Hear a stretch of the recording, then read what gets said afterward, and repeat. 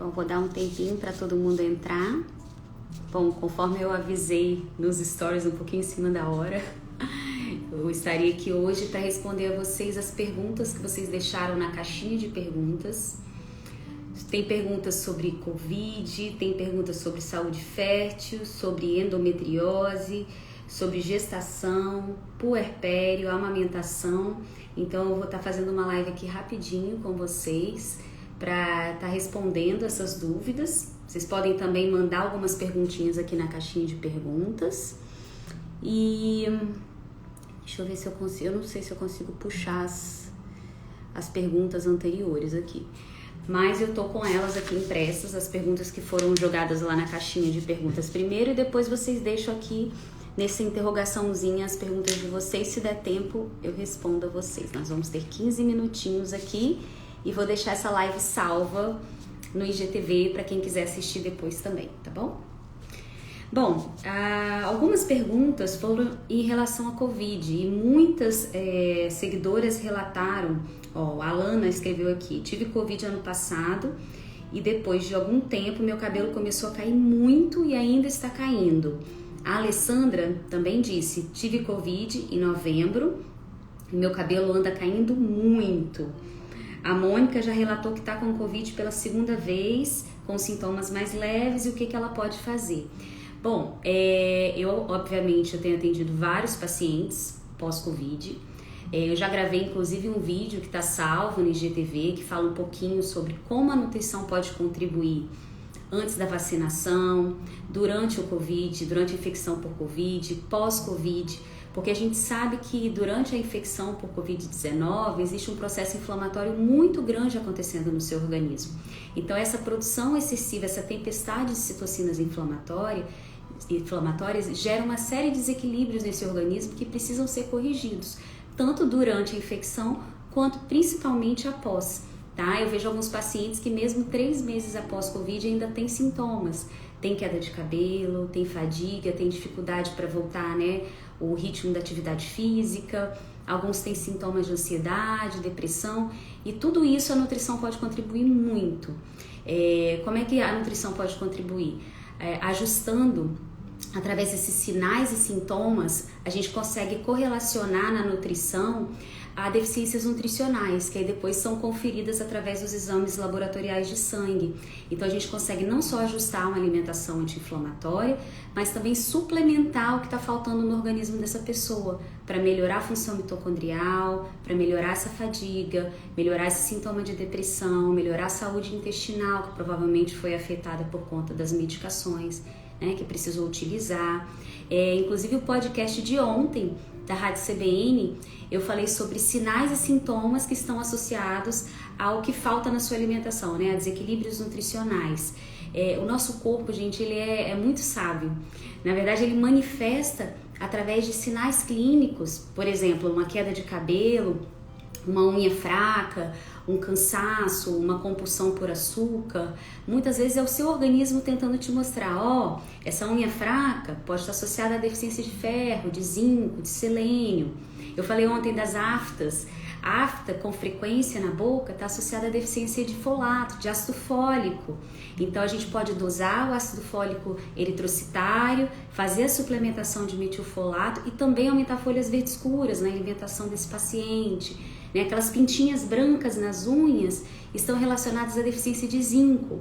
Então a gente pode fazer uma suplementação de zinco e corrigir.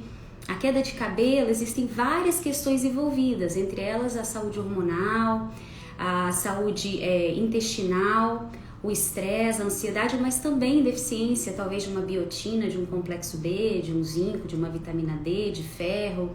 Então muitas vezes a suplementação pode contribuir muito para a melhora desse sintoma aqui. Tá? Então, em relação à Covid, eu convido vocês a assistir o meu IGTV que já está lá salvo, onde eu dou várias dicas sobre o que comer durante, o que comer após. E com relação à parte de suplementação, infelizmente eu não consigo passar receita de bolo aqui para vocês, né? Isso tem que ser feito de forma individualizada, com base nos exames laboratoriais. Eu em consulta, eu costumo dosar todas as vitaminas dos meus pacientes, desde ácido fólico, B12, zinco, magnésio, vitamina D, faço dosagem de metais, vitamina A, vitamina C, B6, serotonina, cortisol, que é o hormônio do estresse. Se a gente está pensando em saúde fértil também, dos hormônios femininos, hormônios tireoidianos. Então, assim, é importante você fazer pelo menos uma vez por ano, se vocês nunca fizeram. Levanta a mão aqui para mim nos comentários quem já fez exames laboratoriais de sangue em um ano, até um ano atrás, dosando essas vitaminas, para eu ter uma noção de quem fez. Levanta a mão para mim. Bota um bonequinho aí levantando a mão. Ninguém, né? Ninguém fez exames laboratoriais, gente, para checar as vitaminas. Vocês estão me ouvindo bem? O áudio tá bom? Joia. Deixa eu ver aqui. Aqui apareceu uma mensagenzinha, tá. E quem tiver perguntas pode jogar aqui. Natália nunca fez, Cândida, claro, fez minha paciente. Natália, minha paciente, também a gente já fez. Inclusive, Natália passou muito bem, né, Natália? Por esse período com as correções que a gente fez. Carla, eu perguntei se algum de vocês fez no último ano uma dosagem sanguínea para avaliar os seus níveis de vitaminas no sangue. Vitamina D, A, zinco, magnésio, se fez um check-up nutricional. Para quem não sabe do que eu tô falando, pode assistir depois aqui, vai ficar salva a live. Mas ontem eu falei sobre sinais e sintomas clínicos que estão associados a deficiências nutricionais na Rádio CBN. Então, eu convido vocês a ouvir. Eu dei vários exemplos, né, de sintomas que a gente pode ter. Por exemplo, a deficiência de magnésio está relacionada a dores, a dificuldade em relaxamento, dores musculares, tremor involuntário. A Carla fez a vitamina D e a B12, pode fazer o restante, a Paty também fez, né? Então, assim, dá pra ver que poucas pessoas fizeram o seu check-up nutricional. Isso é muito importante, gente. Porque se a gente for pensar, né, a nutrição é o combustível do nosso corpo, né? Se falta alguma coisinha, se falta um combustível, a máquina não vai funcionar perfeitamente, né? O nosso organismo não vai funcionar perfeitamente. Bom, vamos lá. Eu tô aqui de olho também na vacinação aqui, no site de vacinação, para conseguir vacina para os pais aqui, ó. Tô aqui na live e olhando o site aqui também do governo. Vamos lá, dica de alimentação para quem está se preparando para engravidar. Vamos falar um pouquinho sobre saúde fértil. Carla, médicos não pedem. Porque na verdade a visão da medicina muitas vezes é diferente da visão da nutrição integrativa, né? Quando a gente pensa em nutrição funcional e nutrição integrativa, a gente pensa em corrigir tudo que está em desequilíbrio para prevenir uma doença lá na frente, para envelhecer com saúde, para ter longevidade, né? O médico, eu costumo dizer que é como se fosse um bombeiro, né? Muitas vezes, já tá pegando fogo e aí você vai lá no médico, me ajuda, eu preciso de um remédio, né? Então a medicina, ela salva vidas, né? Ela cura doenças. A nutrição, ela prepara esse organismo para que ele não adoeça ou ajuda a restabelecer durante e após a doença. Então, não seria, na verdade, a responsabilidade de todos os médicos dosar todas as vitaminas, a não ser que ele tenha essa visão, né, da medicina integrativa. Mas se você for um nutricionista que tem essa visão, sim, vai ser feito um check-up. Meus pacientes todos fazem, inclusive aqui na clínica, como funciona. Como a minha consulta é particular, é uma consulta longa, inclusive a primeira consulta, eu envio o pedido de exame de sangue antes do dia da nossa consulta, para que o paciente já possa coletar e na nossa consulta a gente já avaliar junto todo esse estado nutricional, já é feita toda a suplementação, a prescrição do cardápio, tudo na hora, junto com o paciente na consulta. Bom, mas vamos lá. Alimentação para quem está se preparando para gestar. Eu costumo dizer, não me canso de falar, que é importante preparar a casa antes de receber um hóspede, né? Como é que vocês vão receber um hóspede com a casa suja, com a casa bagunçada? Então, a gente precisa pensar que, para que eu tenha uma gestação saudável, o primeiro ponto é eu me preparar para essa gestação. As chances de complicações são menores, de diabetes gestacional, de restrição de crescimento fetal, de pré-eclâmpsia. Hoje mesmo atendi uma paciente que teve hipertensão durante a última gestação dela E quando eu olhei o exame dela preparando para pré-concepção, né, antes da próxima gestação dela, os níveis de magnésio são super baixos. E o magnésio é um dos minerais que a gente costuma ter deficiência e ele é muito importante para a manutenção da pressão arterial. Então, a gente corrigindo o magnésio, a gente previne picos de pressão e pré-eclâmpsia também para essa paciente lá na frente. Então, se preparar para gestar é você limpar a casa, ou seja, eliminar toxinas, normalizar os seus níveis de metais no corpo. Hoje mesmo peguei uma paciente com níveis elevadíssimos de alumínio e ela está se preparando para gestar, então a gente focou em uma detoxificação para preparar o organismo dela, nutrir microbiota intestinal, vaginal, porque mulheres que têm candidíase, né, cândida de repetição, tendem a ter dificuldade para engravidar, porque esses espermatozoides têm dificuldade na passagem ali no canal vaginal também.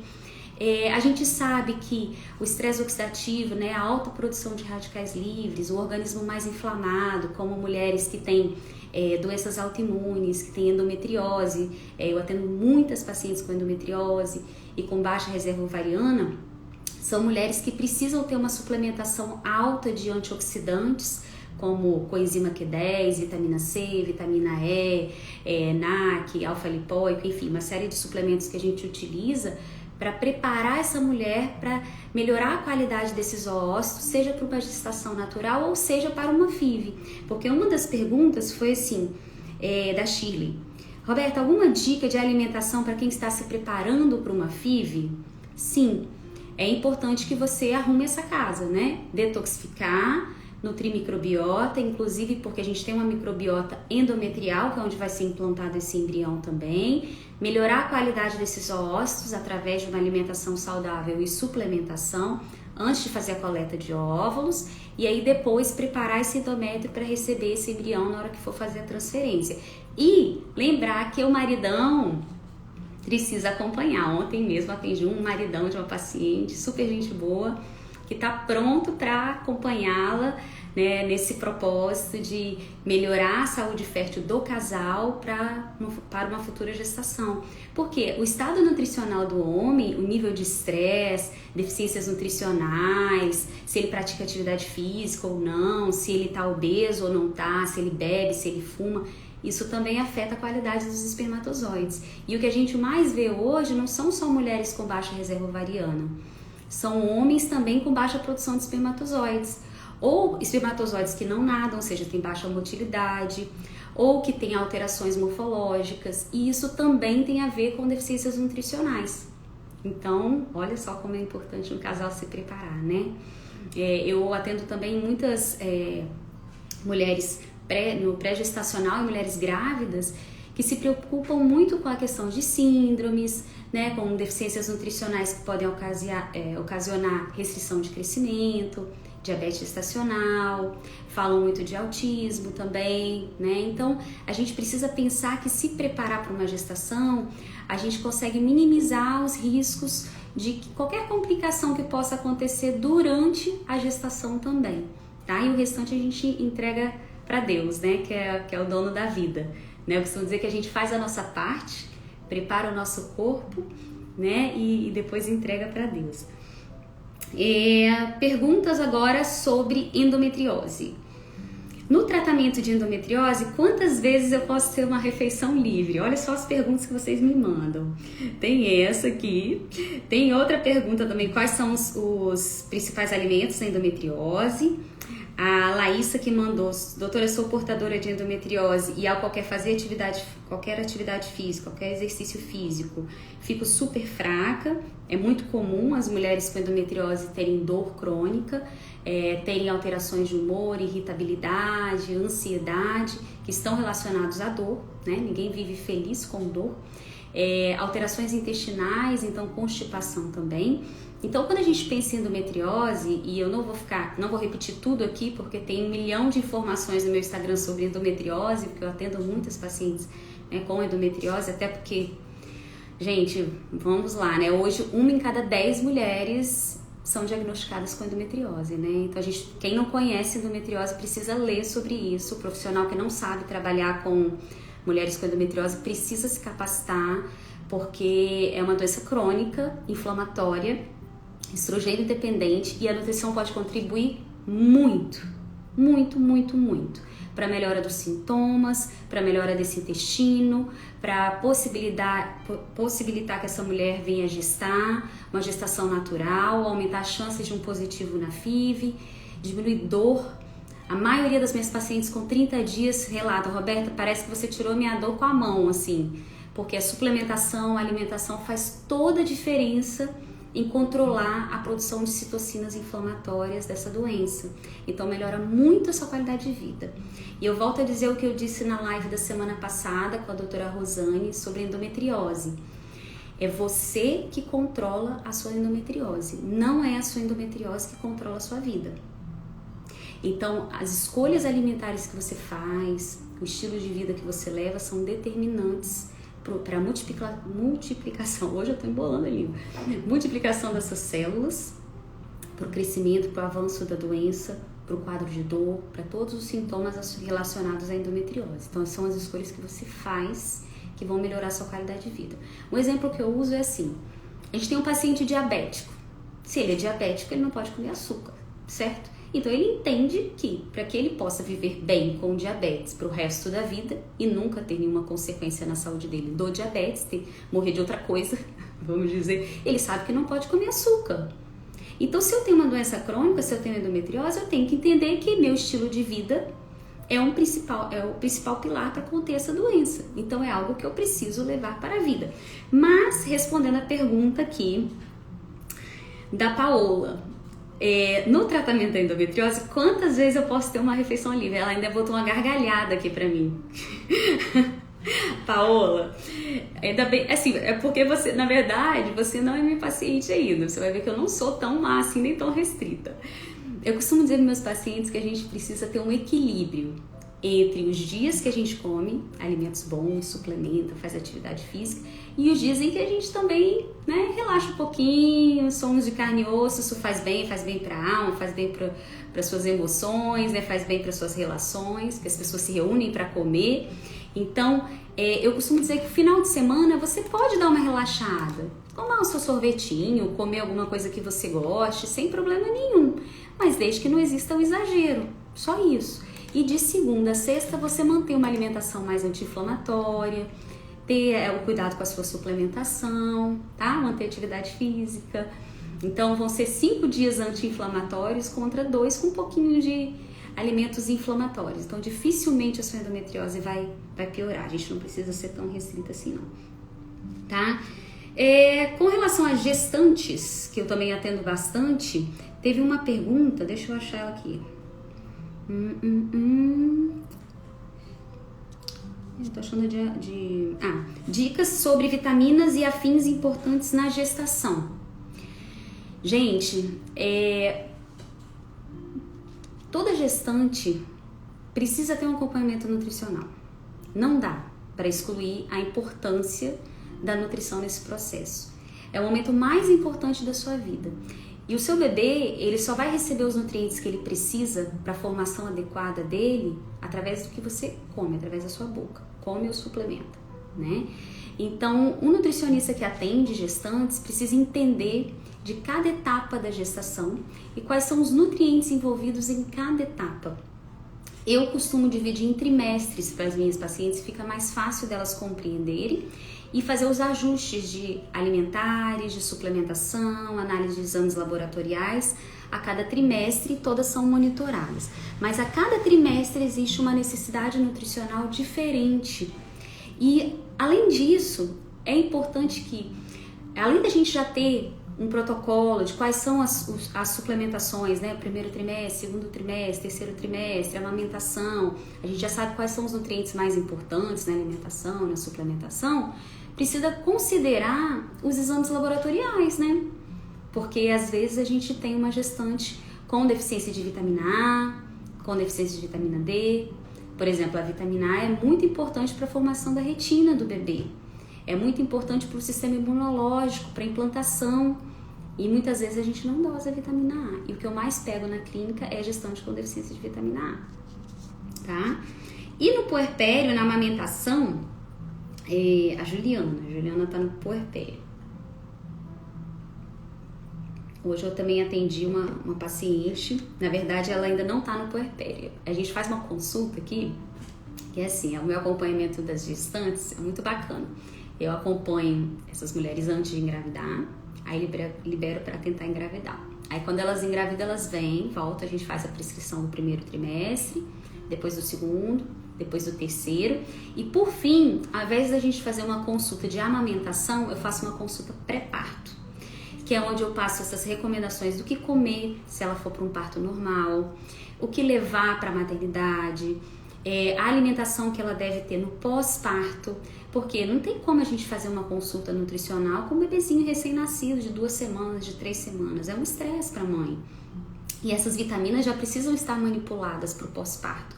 Então a gente já faz uma consulta pré-parto, geralmente com 36, 38 semanas, onde eu já faço toda a dieta da amamentação, as orientações de suplementação e caso tenha algum ajuste depois, né, um bebê com alergia, com cólicas, enfim, qualquer outra necessidade nutricional, a gente vai ajustando depois do parto. Mas é muito, muito importante. E essa ansiedade que ela está sentindo, né, no puerpério, a Juliana, e muita queda de cabelo, provavelmente a ansiedade, claro que tem vários fatores, né? Até mesmo a rede de apoio, né? Eu falo muito com as minhas pacientes sobre puerpério, que é algo que poucas pessoas falam e a gente precisa falar, porque não é fácil para a mulher, né? Os primeiros meses pós-parto. Então a ansiedade está relacionada a talvez uma falta de rede de apoio, a um descanso. Deficiências nutricionais vão deixar essa mulher mais irritada, mais cansada para amamentar também, principalmente a amamentação noturna. E a queda de cabelo pode estar relacionada aí a uma deficiência de ferro, que veio já da gestação, uma deficiência de vitamina D, uma deficiência de zinco. Então é importante fazer uma suplementação com isso, mais alguns nutrientes que são importantes para a saúde do cabelo, como aumentar a proteína na alimentação, suplementar um colágeno hidrolisado, suplementar biotina, enfim, Exnutriment, né, silício, para a gente melhorar a saúde capilar também.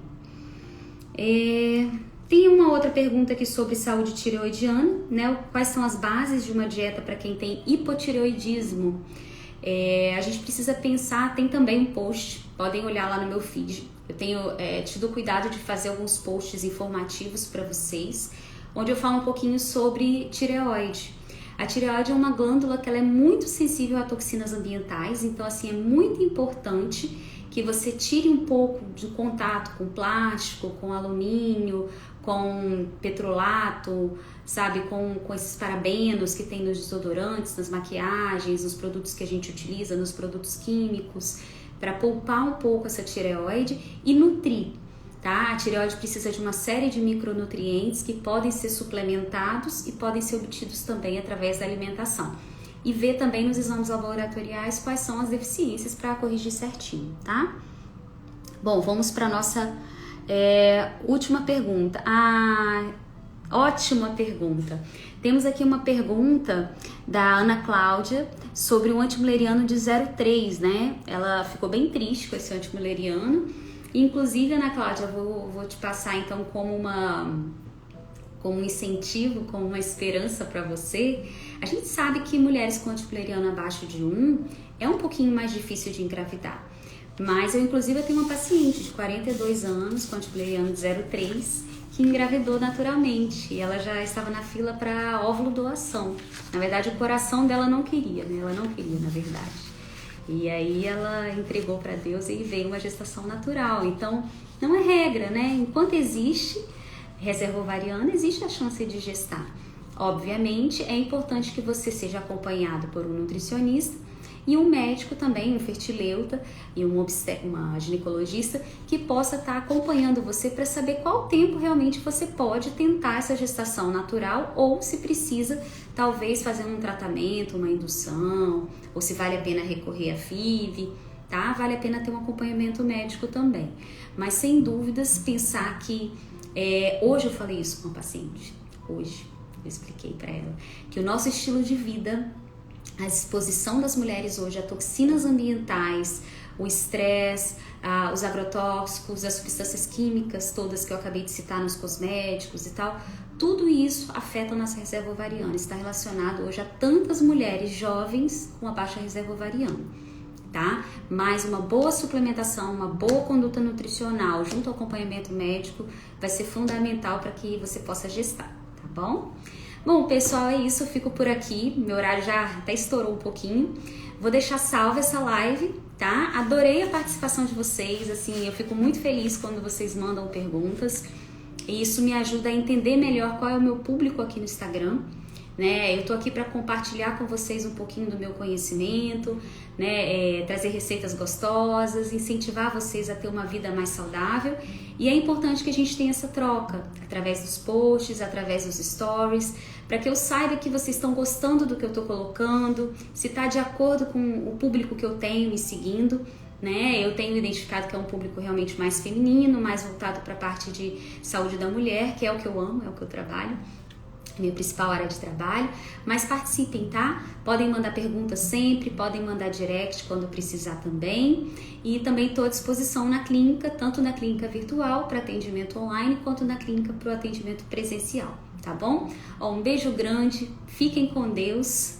E não deixem de ouvir o podcast que tem tudo a ver com o que a gente falou aqui agora. Você vai lá no Spotify, escreve Boa Mesa CBN, começa a seguir lá, você consegue escutar todas as minhas entrevistas da CBN, que são todas as segundas-feiras às 4h40 ao vivo, tá bom? Um beijo pra vocês. Obrigada pela presença, viu? Pela participação. Tchau, Natália, Hilda, duas Natálias aqui. Natália Burian, minha amiga querida. Beijo grande. Ó, nossa live, hein? Vou ligar pra marcar essa semana.